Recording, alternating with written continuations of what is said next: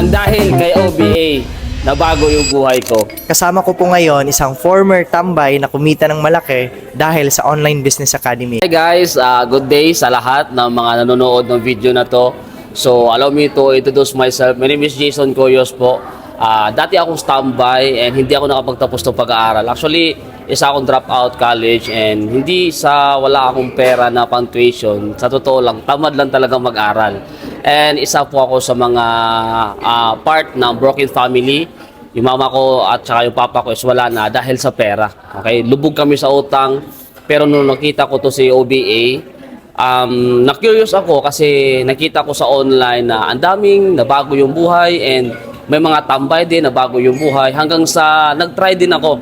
Nag-try ako hanggang sa point na ginawan ko ng paraan and trinabaho ko siya. And hindi ko akalain na ito na pala yung opportunity na magpapabago ng buhay ko. And right now, isa na tayo sa mga kumikita ng 1.1 million dito sa OBA. Ang ginawa ko lang, nag-decide and trinabaho ko lang talaga yung OBA. Kung kaya ng isang tambay, walang dahilan na hindi mo to kaya. Kaya, aantayin kita sa inbox ko.